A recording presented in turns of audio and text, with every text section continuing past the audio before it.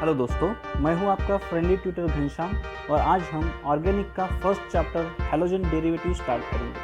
Organic का portion थोड़ा hard लगता है, बट अगर आप इस वीडियो को एंड तक देखेंगे और साथ में घर पे इसकी थोड़ी प्रैक्टिस करेंगे तो आपको बहुत इजीली समझ में आ जाएंगे। बट याद रखिए, प्रैक्टिस बहुत ज़रूरी है। और अगर आप इस चैनल पर नए हैं तो इस चैनल को सब्सक्राइब करके इस नॉलेज को उन लोगों तक पहुंचाने के लिए हमारी मदद करें जिनको इसकी सबसे ज़्यादा ज़रूरत है, और साथ ही बेल आइकन को प्रेस करना ना भूलें ताकि जब भी मैं वीडियो अपलोड करूं सबसे पहले आपको नोटिफिकेशन आए।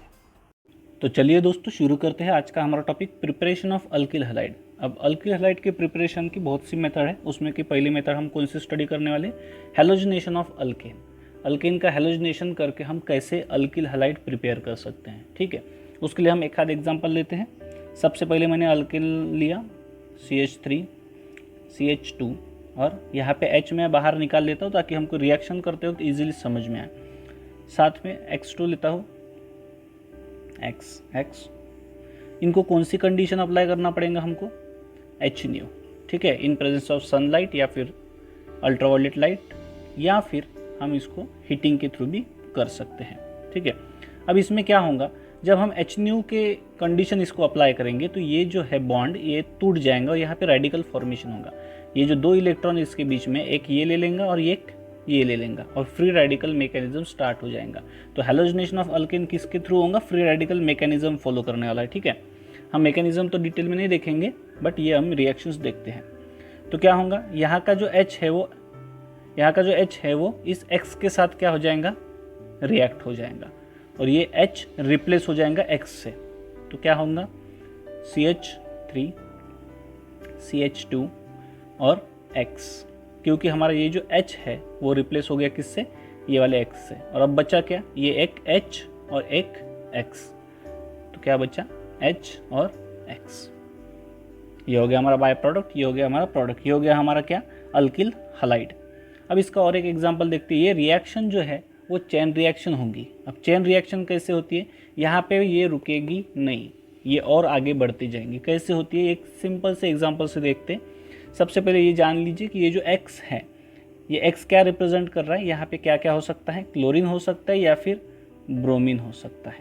ठीक है, आयोडीन और फ्लोरीन क्यों नहीं, ये हम आगे देखने वाले हैं, वीडियो देखते रहिए तो समझ में आ जाएगा। ठीक है, देखते हैं एक एग्जाम्पल, CH4 मीथेन। ठीक है, उसके साथ मैंने रिएक्ट किया, ब्रोमीन या फिर क्लोरीन कोई भी ले लीजिए, मैं लेता हूँ क्लोरीन। तो क्या बनेगा, HNO की कंडीशन दिया मैंने, तो बनेगा CH3Cl। ठीक है, प्लस HCl। बट यहाँ पे रिएक्शन रुकने वाली नहीं है, मैंने अभी कहा आपको क्या होने वाला है, चेन रिएक्शन है। फिर से ये क्लोरीन के साथ हमारी रिएक्शन कैरी आउट होंगी, तो Cl2 के साथ और एक रिएक्शन होंगी। अब क्या बनेगा, यहाँ का और एक H जो है वो रिप्लेस हो जाएगा, तो क्या बनेगा, CH2Cl2 प्लस HCl। अब और क्या होगा, और एक बार रिएक्ट होगा, किसके साथ, Cl2 के साथ। क्या बनेगा, CHCl3 प्लस HCl। फिर भी ये रिएक्शन रुकेंगी क्या, नहीं रुकेंगी, क्यों, और एक H बाकी है, उसको जब तक वो रिप्लेस नहीं कर लेता रुकेगा नहीं। फिर से Cl2 के साथ रिएक्ट होगा, क्या बनेगा, CCl4 प्लस HCl। यानी कि हम बनाना चाहते थे क्या, अल्किल हैलाइड, बट क्या बन गया, टेट्राक्लोराइड, है ना, टेट्राक्लोरोमीथेन बन गया। तो ऐसा क्यों होता है, क्योंकि ये रिएक्शन कौन सी है, रिएक्शन हमारी चेन रिएक्शन हो रही है यहाँ पे, है ना। चेन रिएक्शन होने की वजह से ये रिएक्शन यहाँ पे रुक नहीं रही है, ये कंटिन्यूसली होते रहती है। ठीक है, अब हम देखते हैं कि इसकी क्या मेजर प्रोडक्ट बन सकता है, क्या माइनर प्रोडक्ट बन सकता है। ठीक है, वो देखते हैं। बट उसके पहले हमको एक बात पता चलनी चाहिए, एक समझ में चाहिए, ये क्लियर होना चाहिए हमको कि हम बनाने क्या वाले थे, CH3Cl, बट बन क्या गया हमारा, ये एक प्रोडक्ट बना, ये एक दूसरा प्रोडक्ट बना, एक तीसरा प्रोडक्ट बना और चौथा प्रोडक्ट बना।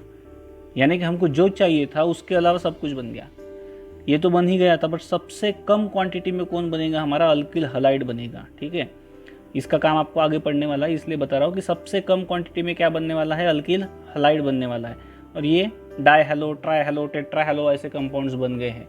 तो मिक्सचर में क्या क्या बनेगा, 1 2 3 4 का मिक्सचर बनेगा प्रोडक्ट में। और ये HCl रहेगा साथ में, ठीक है।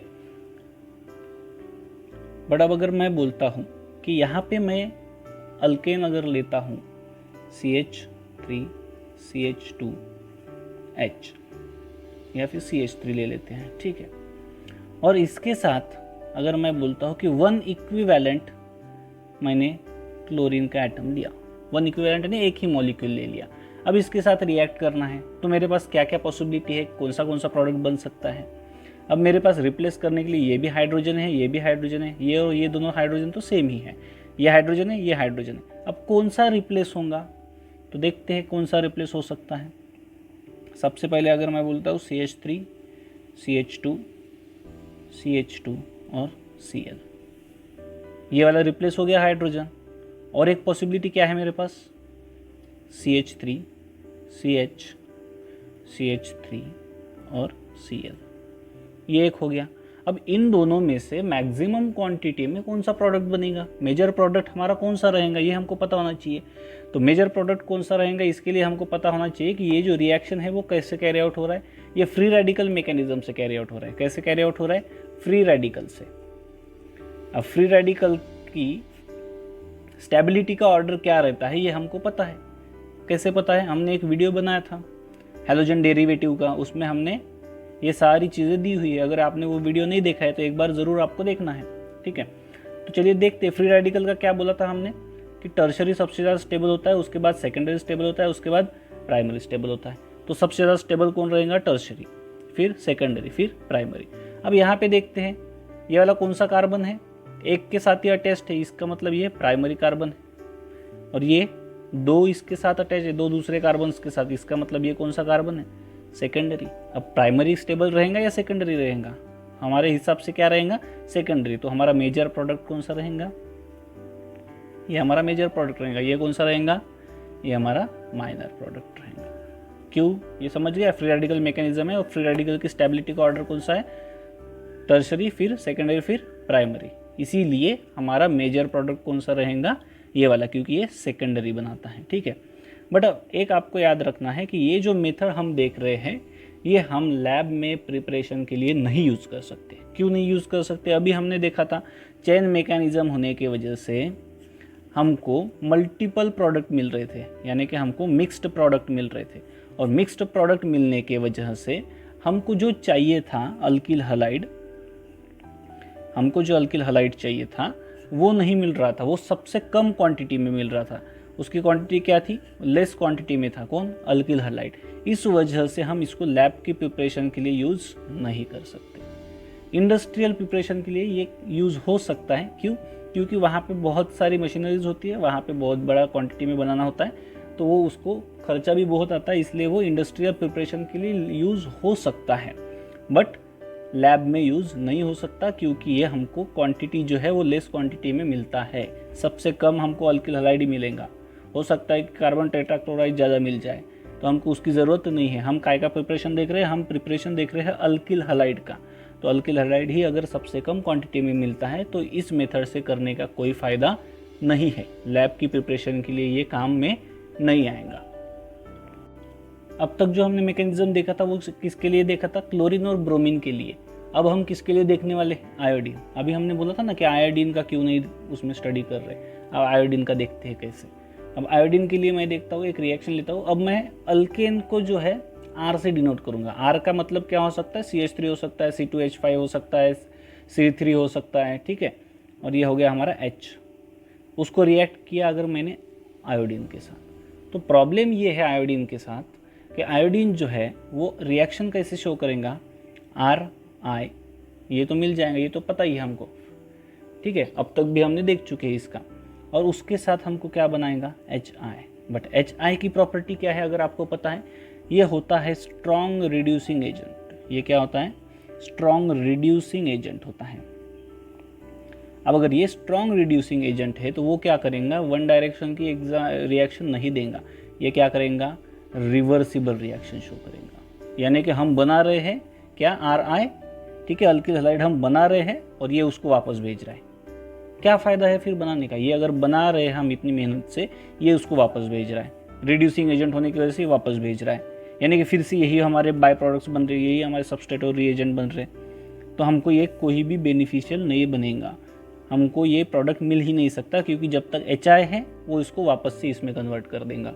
तो अब हमको क्या करना पड़ेगा, अगर यहाँ पे स्ट्रॉन्ग रिड्यूसिंग एजेंट है तो हमको क्या यूज़ करना पड़ेगा, यहाँ पे स्ट्रॉन्ग ऑक्सीडाइजिंग एजेंट यूज़ करना पड़ेगा। अगर हम यहाँ पे स्ट्रॉन्ग ऑक्सीडाइजिंग एजेंट यूज़ कर सकते हैं, ऑक्सीडाइजिंग एजेंट, तो हमको ये रिएक्शन कैरी आउट करने में आसानी होगी। तो स्ट्रॉन्ग ऑक्सीडाइजिंग एजेंट कौन से हैं, HiO3 ले सकते हैं हम, आयोडिक एसिड बोलते हैं हम इसको, या फिर HgO ले सकते हैं, मर्क्यूरिक ऑक्साइड, या फिर HNO3 ले सकते हैं, नाइट्रिक ऑक्साइड। ये सारे के सारे जो एसिड्स है हमको कॉन्सनट्रेटेड फॉर्म में लेना है, ठीक है। ये बात याद में रखना कि कॉन्सनट्रेटेड फॉर्म में लेना है, तभी काम होगा। अगर सपोज मैं लेता हूँ HiO3, तो रिएक्शन कैसे होता है HI के साथ वो देखते हैं। अगर मैंने लिया HiO3 as a strong oxidising agent और ये HI के साथ रिएक्ट हो जाएगा, तो क्या बनाएगा ये I2 बना लेगा। I2 बनाते ही हमारा काम हो गया, और H2O बनाएगा, ठीक है। दोनों भी रिएक्ट हो जाएंगे, I2 बनेगा, H2 होगा। अब ये रिएक्शन बैलेंस नहीं है तो बैलेंस कर लेते हैं, यहाँ पे 5 लिख देता हूँ, यहाँ पे 3 और 3, देख लीजिए एक बार, ये बैलेंस है रिएक्शन, ठीक है। तो ऐसे हम स्ट्रॉन्ग ऑक्सीडाइजिंग एजेंट यूज़ करके आयोडीन का हेलोजिनेशन कर सकते हैं। तो एक बार देख लेते हैं ओवरऑल रिएक्शन कैसे बनेगा हमारा। अगर मैं यूज़ करता हूँ RH, उसके साथ मैं क्या यूज़ कर रहा हूँ, आयोडीन प्लस HiO3 यानी कि हमारा आयोडिक एसिड, तो क्या देगा ये हमको, RI देगा और H2O देगा। अब आप बोल रहे हैं ये आयोडीन क्यों नहीं लिखा, तो ये आयोडीन तो यहाँ पे ही है ना, ठीक है। तो यहाँ का यहाँ पर लिखने की कोई ज़रूरत नहीं है, ये लिख दिया 5। रिएक्शन बैलेंस कर लीजिए आप, ठीक है। इस टाइप से हमारे रिएक्शन बैलेंस हो गए। तो ऐसा हमारा ओवरऑल रिएक्शन बनेगा, जिससे हमको क्या मिलेगा, अल्किल हलाइड, ठीक है। तो आयोडीन के लिए हमको स्पेशल केस है, इसको स्ट्रॉन्ग रिड्यूसिंग एजेंट होने की वजह से इसको स्ट्रॉन्ग ऑक्सीडाइजिंग एजेंट के साथ ही हमको यूज़ करना है। स्ट्रॉन्ग ऑक्सीडाइजिंग एजेंट कौन से है ये आपको याद रखना पड़ेगा, ठीक है। अब रह गया कौन, F, फ्लोरीन, है ना। तो F2 के साथ क्या केस है भाई, तो F2 के साथ केस बहुत डेंजरस है। अगर इसका हम रिएक्शन करते हैं, reaction of alkane with fluorine, तो क्या होगा पता है, बॉम्ब फट जाएगा। एक्सप्लोजिव रिएक्शन देता है ये, यूज़ नहीं करना है कभी, एक्सप्लोजिव रिएक्शन देगा, फट जाएगा। और एक क्या, अगर बन भी जाता है, बना भी देते हैं, तो ये जो HI बना था ना, वैसे यहाँ पे भी HF बनेगा। तो ये जो HF बनेगा वो क्या रहता है हमारा, पॉइजनस रहता है। पॉइजनस रहने की वजह से हम यूज़ नहीं कर सकते। और साथ में क्या रहता है, ये कोरोजिव प्रॉपर्टी शो करता है। अब कोरोजिव क्या होता है ये तो बताने की ज़रूरत नहीं है, कोरोजिव प्रॉपर्टीज शो करता है। अब फिर क्या इसका होगा ही नहीं क्या, अल्किल हलाइड जो है वो प्रिपरेशन होगा ही नहीं क्या, होगा, बट कैसे होगा, तो ये क्या करता है, हलाइड एक्सचेंज मेथड हमको इसमें यूज़ करना पड़ेगा। कौन सी method, halide exchange method use करना पड़ेगा, हलाइड एक्सचेंज मेथड यूज़ करना पड़ेगा।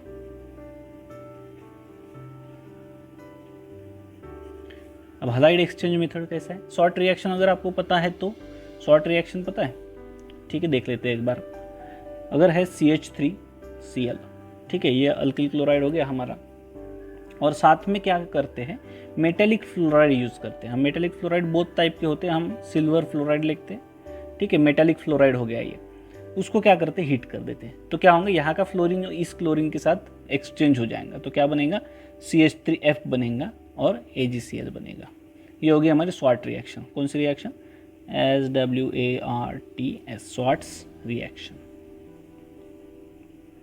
ठीक है। ऐसे हम इसका हलाइड एक्सचेंज मेथड से काम कर सकते हैं। फ्लोरीन को भी हम, अल्किल फ्लोराइड भी हम बना सकते हैं। तो चलिए अब देखते हैं हमारे सेकंड मेथड। सेकंड मेथड क्या है, addition of halogen halide to alkene. Alkane में नहीं है, अल्कीन में है, ठीक है। अब अल्कीन में एडिशन करना पड़ेगा, कैसे होगा, सिमेट्रिकल अल्कीन और अनसिमेट्रिकल अल्कीन, ऐसे इसके दो पार्ट्स पड़ते हैं। अब सिमेट्रिकल अल्कीन क्या होता है पता ही है आपको, फिर भी एक बार देख लेते। CH2 अगर मैंने बीच से एक लाइन ड्रॉ की तो दोनों साइड भी हमारे क्या आने चाहिए, सेम आने चाहिए। तो ये क्या हो गया हमारा सिमेट्रिकल, इस साइड का और इस साइड का दोनों भी सेम है, तो ये हो गया हमारा सिमेट्रिकल अल्कीन। इस पे हमको क्या ऐड करना पड़ेगा, हाइड्रोजन हलाइड। अब हाइड्रोजन हलाइड कौन सा हो सकता है, HX, हाइड्रोजन हलाइड। अब यहाँ पे हलाइड कौन सा हो सकता है, X क्या क्या हो सकता है, क्लोरीन, ब्रोमीन और आयोडीन। ठीक है, क्लोरीन, ब्रोमीन और आयोडीन, ये तीन। फ्लोरीन जो है उसकी केमिस्ट्री हर बार अलग ही रहती है। ठीक है, तो ये रिएक्ट होगा, कैसे होगा, एक इसके साथ ऐड होगा, एक इसके साथ ऐड होगा, एडिशन रिएक्शन है, सिंपल रिएक्शन। क्या हो जाएगा, CH3 CH2 और X।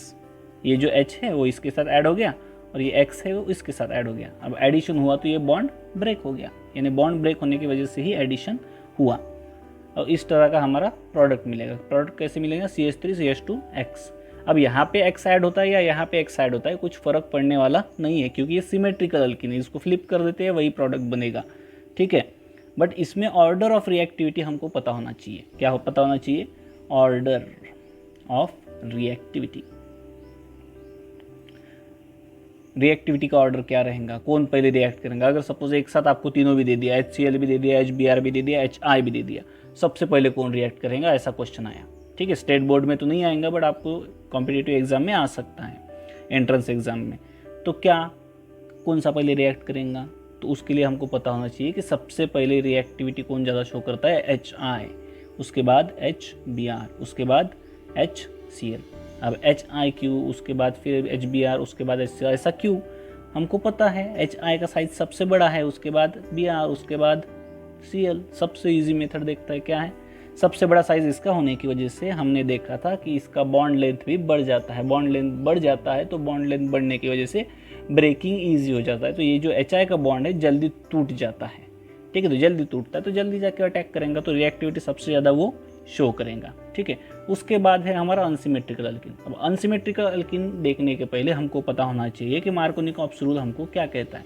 ठीक है, इसके पहले मैं एक बार लिख लेता हूँ यहाँ पे कि अनसिमेट्रिकल अल्कीन कैसे, CH3 CH double bond CH2। ठीक है, अगर मैं यहाँ से ड्रॉ करता हूँ मेरी लाइन, ठीक है, तो इधर का पोर्शन और इधर का पोर्शन अलग अलग है, अनसिमेट्रिकल है। यहाँ पे दोनों भी सेम थे, सिमेट्रिकल थे, यहाँ पे अनसिमेट्रिकल है। अगर अनसिमेट्रिकल अल्कीन लिया और रिएजेंट भी मैंने अनसिमेट्रिकल लिया, HX, जो कि तुम्हारा HBr भी हो सकता है, HCl भी हो सकता है, कुछ भी हो सकता है। ठीक है, तो HX लिया तो ये भी अनसिमेट्रिकल है, लाइन ड्रॉ करूँ तो। ठीक है, तो इसके लिए हमारे पास एक रूल है, मार्कोनिकॉप्स रूल। वो क्या कहता है, अब मार्कोनिकॉप्स का स्पेलिंग के लिए ज़्यादा टेंशन मत लीजिए, कभी कभी कॉ लिया है, कभी कभी KOF लिख के होता है। ठीक है, तो उसका ज़्यादा लोड नहीं लेना है। देखते हैं वो रूल क्या बोलता है। तो रूल कहता है कि when an unsymmetrical reagent adds to an unsymmetrical alkene, the negative part of the reagent get attached to that unsaturated carbon which carries lesser number of hydrogen atom। वो ये बोल रहा है कि अगर यहाँ पे मैं लेता हूँ HBr, ठीक है, तो क्या हो जाएगा, ये पार्शियल पॉजिटिव, ये पार्शियल निगेटिव रहता है। तो वो बोलता है कि अगर अनसिमेट्रिकल अल्कीन के ऊपर अनसिमेट्रिकल रिएजेंट ऐड कर रहे हैं तो रिएजेंट का जो निगेटिव वाला पोर्शन है वो वहाँ पे जाएगा जहाँ पे नंबर ऑफ हाइड्रोजन कम रहेंगे। अब यहाँ का निगेटिव वाला कौन सा है, ब्रोमीन, तो ये कहाँ पे जाएगा बोलते, जहाँ पे नंबर ऑफ हाइड्रोजन कम रहेंगे वहाँ पे वो एडिशन शो करेगा। तो हमारी रिएक्शन कैसे होंगी, CH3 CHBr और CH3। अब ये यहाँ पे गया तो ये बॉन्ड यहाँ पे शिफ्ट हो जाएगा, निगेटिव चार्ज आएगा और निगेटिव चार्ज और पॉजिटिव चार्ज अट्रैक्ट होके ये वाला हमारा स्ट्रक्चर बनाएगा। ठीक है, तो इस तरह से हमारा स्ट्रक्चर बनेगा। बट अगर आप सिर्फ मार्कोनिकॉप्स रूल के ऊपर डिपेंड रहते हैं तो आपके मिस्टेक्स होने के चांसेस बढ़ जाते हैं। मोस्ट ऑफ द टीचर्स आगे का पढ़ाते ही नहीं, सिर्फ मार्कोनिकॉप्स रूल ही पढ़ा देते हैं, ख़त्म हो जाता है मैटर। बट अगर हम रीअरेंजमेंट रिएक्शंस देखते हैं, अगर उसमें रीअरेंजमेंट हो गया, किसमें, ये जो हमारा प्रोडक्ट है इसमें रीअरेंजमेंट अगर पॉसिबल है तो प्रोडक्ट में चेंज आएगा, मार्कोनिकॉप्स रूल जो है वो फेल हो जाता है। अब वो कैसे फेल होता है वो भी हम देख लेते हैं। उसका एक्चुअल मैकेनिज्म कौन सा फॉलो करता है वो, तो एक्चुअल मैकेनिज्म फॉलो करता है इलेक्ट्रोफिलिक एडिशन रिएक्शन। ठीक है, तो अब देखते हैं इलेक्ट्रोफिलिक एडिशन कैसे होगा। अगर आपको इलेक्ट्रोफाइल और न्यूक्लियोफाइल ऐसे कंसेप्ट अगर क्लियर नहीं है तो आपको क्या करना है, हमने जो बेसिक के ऊपर वीडियो बनाया था उसको एक बार रेफर करना है। ठीक है, तो चलिए देखते हैं क्या होगा इलेक्ट्रोफिलिक एडिशन में। मैंने सबसे पहले एक हमारा सबस्ट्रेट ले लेता हूँ CH3, ठीक है, CH3 CH CH3 CH double bond CH2। ऐसा मैंने सबस्ट्रेट ले लिया। अब इसके ऊपर हमको एडिशन क्या करना है, इलेक्ट्रोफिलिक एडिशन होने वाला है, तो HBr इसको हम ऐड करते हैं। तो इसमें का H जो है वो डेल्टा पॉजिटिव रहता है, ये ब्रोमीन जो है डेल्टा निगेटिव रहता है, पार्शियल चार्ज रहता है, ये हमको पता है। अब क्या होगा, यहाँ पे जो डबल बॉन्ड है उसमें जो दो इलेक्ट्रॉन्स है, एक डबल बॉन्ड, एक बॉन्ड बना हुआ है, तो यहाँ के जो इलेक्ट्रॉन्स है वो इधर शिफ्ट होंगे। क्यों? क्योंकि यहाँ पे क्या होने वाला है, इलेक्ट्रोफाइल का एडिशन होने वाला है। इलेक्ट्रोफाइल यानी क्या हो गया हमारा, इलेक्ट्रोफाइल यानी पॉजिटिवली चार्ज्ड, ठीक है, इलेक्ट्रोफाइल यानी पॉजिटिवली चार्ज स्पीसीज। अब पॉजिटिव चार्ज किसकी तरफ जाएगा, निगेटिव की तरफ, इसलिए यहाँ का जो चार्ज रहता है वो यहाँ पे निगेटिव बनेगा, तब ये हाइड्रोजन यहाँ पे जाके अटैक होगा, ठीक है। तो देखते हैं कैसे अटैक होगा और कैसे प्रोडक्ट बनेगा। CH3 CH CH3 CH positive और CH3। क्यों?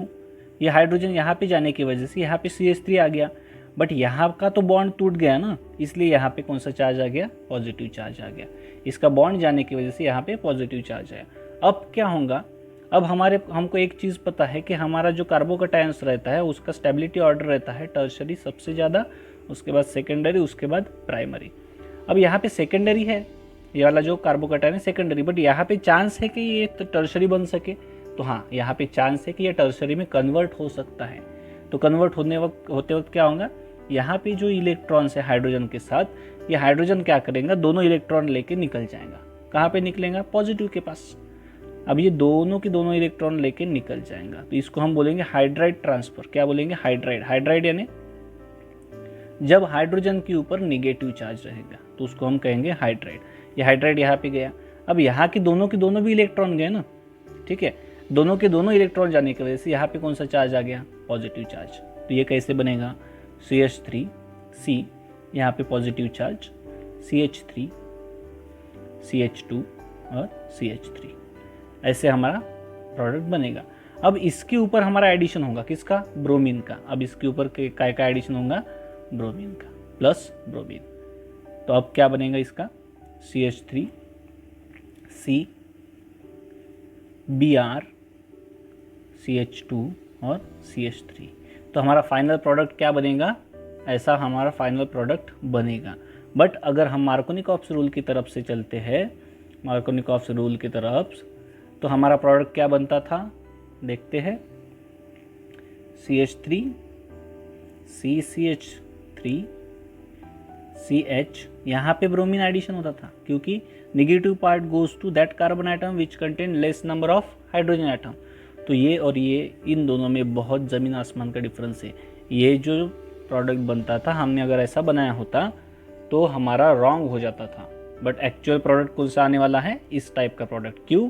क्योंकि इसमें रीअरेंजमेंट रिएक्शन होती है। कौन सी, रीअरेंजमेंट रिएक्शन होने की वजह से ये वाला प्रोडक्ट आएगा, ठीक है। तो हर बार मार्कोनिकॉफ्स रूल ही देखने की ज़रूरत नहीं है। सबसे पहले हमको ये अगर आता है तो हम इसके थ्रू ही बेटर प्रोडक्ट बना सकते हैं। मार्कोनिकॉफ्स रूल तो एक शॉर्टकट के ज़रिए जैसे हम यूज़ करते हैं उस तरह का है। अब मार्कोनिकॉफ्स रूल के अपोजिट में एक रूल काम करता है, वो है एंटी मार्कोनिकॉफ्स रूल, या फिर उसको हम पेरोक्साइड इफेक्ट या फिर कराश इफेक्ट भी बोलते हैं, ठीक है। 11th में बहुत बेसिक तरीके से इसको दिया हुआ है। तो पेरोक्साइड और कराश इफेक्ट या फिर एंटी मार्कोनिकॉफ, अब नाम से ही सजेस्ट हो रहा है क्या होने वाला है, एंटी मार्कोनिकॉफ। मार्कोनिकॉफ के एग्जैक्टली अपोजिट होने वाला है। तो अब देखते हैं कैसे होगा। RCH डबल बॉन्ड CH2, ऐसा हमारा अनसिमेट्रिकल अल्कीन है। उसके साथ अगर मैं ऐड करता हूँ HBr। अब सबसे मेन बात आपको इसमें याद रखने की है कि हमको हमारी जो भी रिएक्शन होगी एंटी मार्कोनिकॉफ्स की, वो तभी होंगी, एंटी मार्कोनिकॉफ रूल तभी काम करेगा जब हम ब्रोमीन के साथ इसको रिएक्ट कर रहे हैं और साथ में हमारे पेरोक्साइड है। सिर्फ पेरोक्साइड और ये दोनों भी कंडीशन जब तक फुलफिल्ड नहीं होती तब तक एंटी मार्कोनिकॉफ्स का प्रोडक्ट हमको मिल नहीं सकता है। ये बात पक्का दिमाग में बिठा के रखो, नहीं तो यहाँ पे HCl दिखा तो भी आप वो रिएक्शन करोगे, नहीं चलेगा। ऊपर पेरोक्साइड नहीं दिख रहा है तो आप रिएक्शन करोगे, गलत हो जाएगा, ठीक है। तो HBr और पेरोक्साइड, ये दोनों भी चीज़ें जब तक नहीं रहती, जब तक ब्रोमीन नहीं रहेगा तब तक ये रिएक्शन फॉलो नहीं होगा। अब पेरोक्साइड कौन से ले सकते हैं, जिसमें ऑक्साइड का ऑक्सीजन के बॉन्ड होता है। कैसा बॉन्ड होता है, जैसे यहाँ पे लिखता हूँ मैं NaOO Na, ये हो गया हमारा पेरोक्साइड। ठीक है, ये हो गया हमारा पेरोक्साइड का बॉन्ड। या फिर बेंजोइल पेरोक्साइड भी लिख सकते हो आप, C डबल बॉन्ड O। ठीक है, इसको भी ले सकते हो, कोई भी ले सकते हो, पेरोक्साइड का कोई इतना टेंशन नहीं है। तो HBr होना ज़रूरी है और पेरोक्साइड होना ज़रूरी है। अब इसमें क्या होगा, पेरोक्साइड के हिसाब से हमको क्या बोल रहा था मार्कोनिकॉफ रूल कि निगेटिव पार्ट जो है वो कहाँ पे जाएगा, जहाँ पे हाइड्रोजन कम होंगे। यहाँ पे क्या होगा, निगेटिव पार्ट कहाँ पे जाएगा, जहाँ पे हाइड्रोजन ज़्यादा रहेंगे। तो देखते हैं क्या बनेगा इसका प्रोडक्ट, R CH2 और Br। और मार्कोनिकॉफ रूल की तरफ से गए होते तो ये वाला ब्रोमीन जो है वो यहाँ पे एडिशन होता था। ठीक है, ये हो गया हमारा एंटी मार्कोनिकॉफ रूल। यहाँ की कंडीशंस मैं 10 बार बोल रहा हूँ, यहाँ पे क्या कंडीशन होना ज़रूरी है, HBr होना ज़रूरी है और पेरोक्साइड होना ज़रूरी है, तभी ये एंटी मार्कोनिकॉफ रूल काम करेगा, अदरवाइज काम नहीं करेगा। इसके ऊपर के एक आध एग्जाम्पल हम देखते हैं कैसा होता है। तो चलिए इसके ऊपर एक प्रॉब्लम सॉल्व करके देखते हैं। अगर वो प्रॉब्लम आपको आ गया तो बहुत ही अच्छी बात है, आपके सारे कंसेप्ट क्लियर हो गए, ऐसे हम बोल सकेंगे। ठीक है, तो मैं लेता हूँ एक एग्जाम्पल। ठीक है, यहाँ पे भी हमारा सारे रूल्स अप्लाई करके देखते हैं। अगर मैंने HCl लिया तो क्या होगा, अगर मैंने HCl के साथ पेरोक्साइड लिया तो क्या होगा, अगर मैंने HBr लिया तो क्या रिएक्शन शो होगी, और अगर मैंने HBr के साथ पेरोक्साइड लिया तो क्या रिएक्शन शो होंगी। करके देखिए पॉज करके, और फिर आंसर चेक कर दीजिए। ठीक है, तो HCl के साथ करेंगे तो क्या होगा, इस टाइप का प्रोडक्ट बनेगा। देख लीजिए, आपका चेक कर लीजिए ऐसा प्रोडक्ट आता है क्या, है ना। क्यों, क्योंकि नेगेटिव पार्ट कहाँ पे जा रहा है, जहाँ पे नंबर ऑफ हाइड्रोजन कम है। तो यहाँ पे हाइड्रोजन है क्या, एक भी हाइड्रोजन नहीं है, क्योंकि ये एक बॉन्ड, ये एक बॉन्ड, ये एक बॉन्ड और डबल बॉन्ड है, एक भी हाइड्रोजन नहीं है। यहाँ पे एक हाइड्रोजन है, तो जहाँ पे सबसे कम है वहाँ पे नेगेटिव पार्ट गया। यहाँ पे क्या होगा, सेम, यहाँ पे ब्रोमीन। ठीक है, अब यहाँ पे क्या होगा, पेरोक्साइड है और HBr है, तो याद रखिए क्या बनेगा, opposite to anti Markovnikov, peroxide effect. तो ऐसा प्रोडक्ट हमको शो होगा। और यहाँ पे Cl, इस टाइप का प्रोडक्ट। क्यों, पेरोक्साइड है बट यहाँ पे HBr थोड़ी है, यहाँ पे HCl है, तो यहाँ पे कौन सा इफेक्ट शो होगा, मार्कोनिकॉफ रूल ही शो होगा। तो इस तरह का हमारा सारे एग्जाम्पल्स आते हैं। Thank you for watching this video. इस चैनल को सब्सक्राइब कीजिए और नोटिफिकेशन के लिए नीचे दिए गए बेल आइकन को दबाएं। और हाँ, इसे शेयर करना ना भूलें ताकि जिन लोगों को इसकी ज़रूरत है उन तक पहुंच सके।